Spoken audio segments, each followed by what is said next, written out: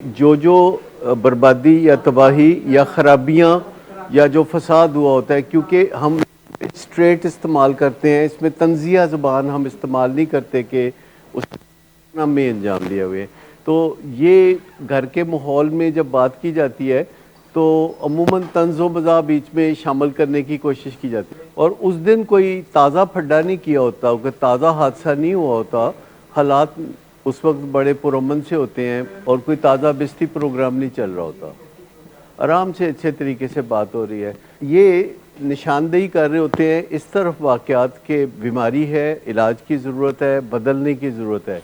لیکن گھر میں عام طور پر مریض کے درمیان اور فیملی ممبرز کے درمیان نشے کے استعمال یا نشے کے حالات پہ کافی بات چیت ہوتی رہی ہوتی ہے، اور اس بات چیت میں بہت عجیب باتیں ہو رہی ہوتی ہیں اور کوئی نہ کوئی irrelevant باتیں ہو رہی ہوتی ہیں، غیر متعلقہ باتیں ہو رہی ہوتی ہیں۔ ایک بچہ فون کر کے کہہ رہا ہے کہ ابا مجھ سے غلطی ہو گئی ہے تو مجھے معاف کر دے، میرے آج سے غلطی ہو گئی، کوئی پیسے میں نے اٹھا لیے آپ کے، اور وہ سن کے آرام سے کہتے ہیں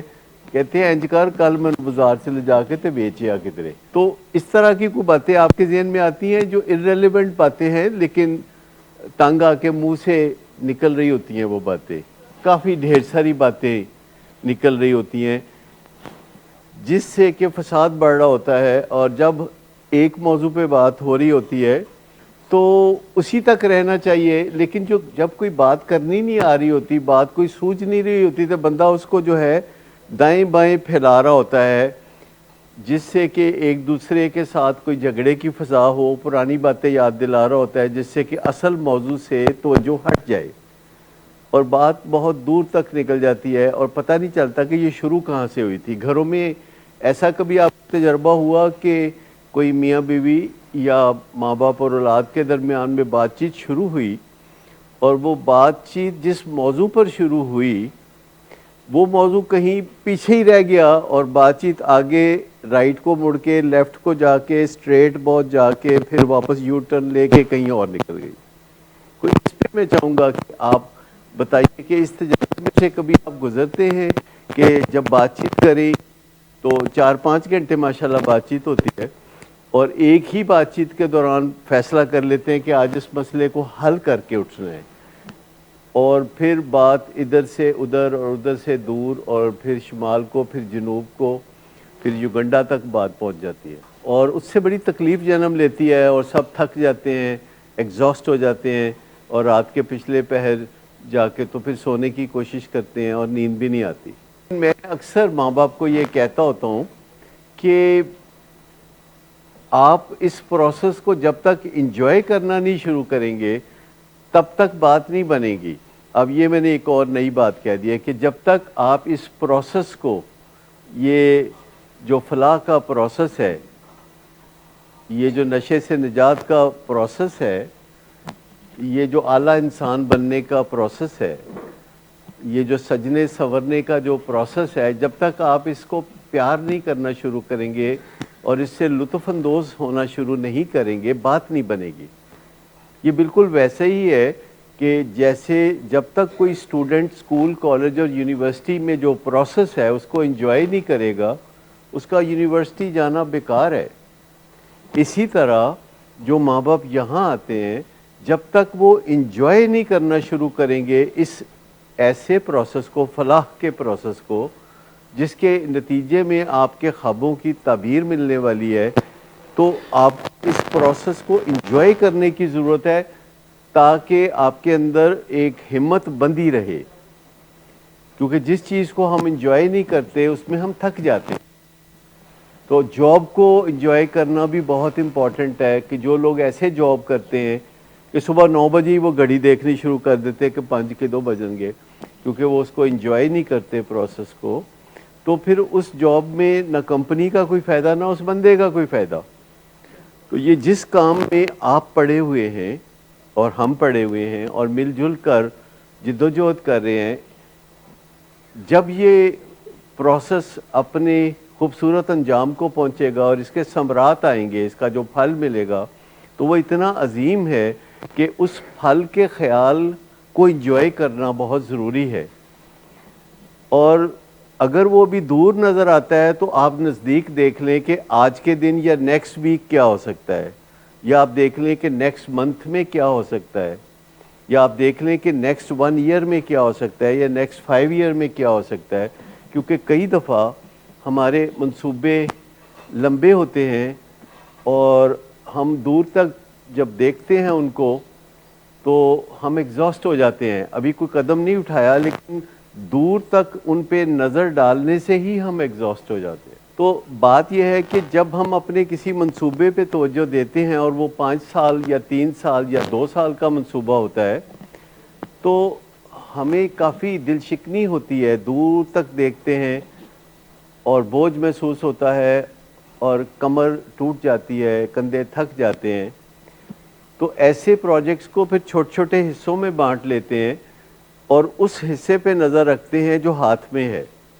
اسے ہم کہتے ہیں, اردو میں اس کو سمجھانا تھوڑا مشکل ہے, اسے دن روک کمروں میں کام کرنا کہتے ہیں. دن روک, دن روک کا مطلب سمجھتے ہیں, یعنی دنوں کو روک کے کام کرنا, دن روک کمروں میں کام کرنا, یعنی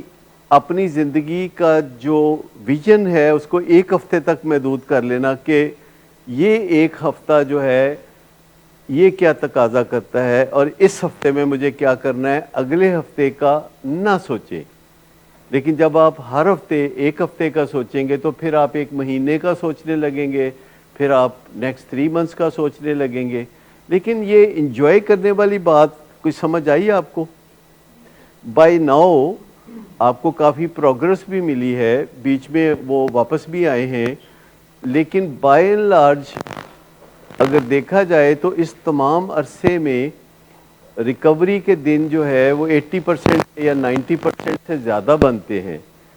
اور جو خرابی کے دن ہیں وہ 10%. اور جب ٹھیک گزرا تو اس نے پڑھائی بھی کی, پڑھائی کی اجازت بھی لی اور سب کچھ کیا, اور گھر میں انٹریکشن میں بھی کچھ بہتری آئی. اب دوسری طرف نظر ڈالتے ہیں کہ اگر ایسا کچھ بھی نہ ہوتا تو کیا ہوتا, اگر ان 4.25 سالوں میں ایسا کچھ بھی نہ ہوتا تو کیا ہوتا. میں آپ کی وزڈم کا قائل ہوں.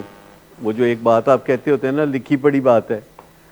تو وہ میں نے بڑی نوٹ کی کہ لکھی پڑی بات جو ہوتی ہے نا وہ بڑی اہم ہوتی ہے. لکھی پڑی بات, آپ جانتے ہیں یہ لکھی پڑی بات کیا ہوتی ہے؟ آپ کا تو تعلق ہے تدریس سے. لکھی پڑی بات کیا ہوتی ہے؟ جو کتابوں میں درج ہے, جو مستند بات ہے, جو فیکٹس ہیں, ان کو لکھی پڑی بات کہتے ہیں کہ جی یہ لکھی پڑی بات ہے, اس کے بارے میں کوئی ایمبیگوٹی نہیں ہے, کوئی شبہ نہیں ہے. میں آپ سے پوچھنا چاہتا ہوں برسبیل تذکرہ کہ آپ لکھی پڑی باتوں میں یقین رکھتے ہیں یا آپ کہتے ہیں کہ نہیں وہ بس ایسے ہی ہے, اصل چیز کچھ اور ہے. مجھے گزشتہ دنوں بات کر رہے تھے میرے ساتھ جو ڈاکٹرز کام کرتے ہیں, تو وہ بات کر رہے تھے کہ جو باتیں ہمیں سکھائی جاتی ہیں میڈیکل ایجوکیشن کے دوران, جس میں بڑی سختی سے لکھی پڑی باتوں کی طرف توجہ دینے کے لیے کہا جاتا ہے, لیکن جب ہم خود بڑے ڈاکٹروں کی زندگی میں ان کو پریکٹس کرتے دیکھتے ہیں تو وہ ان لکھی پڑی باتوں کا خیال نہیں کرتے. وہ کٹ شارٹ کر کے تو جلد بازی میں جگاڑ کرتے ہیں, کوئی نہ کوئی اپنے نام اور اپنی تعلیم اور اپنے معیار کو جو ہے مکس اپ کر کے وہ چلتے ہیں. تو بات تو اصل وہی ہے جسے ہم کہتے ہیں گو بائی دا بک. جیسے ہمارے ہاں نئے ڈاکٹرز آتے ہیں یا سائیکالوجسٹ آتے ہیں یا سائیکیٹرسٹ آتے ہیں اور مجھ سے پوچھتے ہیں ڈائبیٹکس انسٹیٹیوٹ میں یا ولنگ ویز میں کہ کیا گائیڈ لائنز ہیں, تو میں نے کہا میری کوئی گائیڈ لائنز نہیں, گو بائی دا بک. جب آپ کام کریں گے تو بات چیت چلتی رہے گی, بٹ گو بائی دا بک. اگر کوئی چیز کتاب میں لکھی ہے, کوئی لکھی پڑی بات ہے, کوئی لکھی پڑی بات ہے, تو بس اس پہ عمل کر لیں. اور کئی دفعہ میں آپ کو کہتا ہوں کہ گوگل پہ جائیں, وہاں لکھی پڑی بات ہے, وہ لکھا ہوگا کہ یہ بات کس یونیورسٹی سے آئی ہے, کون سی ریسرچ سے سامنے آئی ہے اور اس کے نتائج کیا نکلیں گے. وہ ساری لکھی پڑی باتیں پڑھتے ہیں آپ, کیونکہ وہ اگر آپ پڑھیں گے تو آپ کو اپنے اندر کچھ انسان جاگتا ہوا محسوس ہوگا, کوئی روشنی پھیلتی ہوئی محسوس ہوگی, اور آپ کو بہت ساری باتیں جو یہاں اس سٹیج سے کہی جاتی ہیں وہ اس سے آپ اچنبھا محسوس نہیں کریں گے، ان کو انوکھا محسوس نہیں کریں گے، کیونکہ وہ ساری باتیں جب میں بتاتا ہوں تو مجھے کبھی کبھی لگتا ہے کہ آپ کو وہ باتیں بہت انوکھی اور اچنبھے کی باتیں محسوس ہوتی ہیں، تو پھر میں رک جاتا ہوں، میں کہتا ہوں اچھا چلیں یہ ہضم کر لیں تو پھر آگے بتائیں گے. لیکن اس پروسیس میں وقت ضائع ہوتا ہے، اور کبھی کبھی میرا دل چاہتا ہے کہ زیادہ سے زیادہ آپ کو بتایا جائے اور آپ اس کے اوپر عمل کر کے اپنی زندگی کو مزیدار بنا لیں.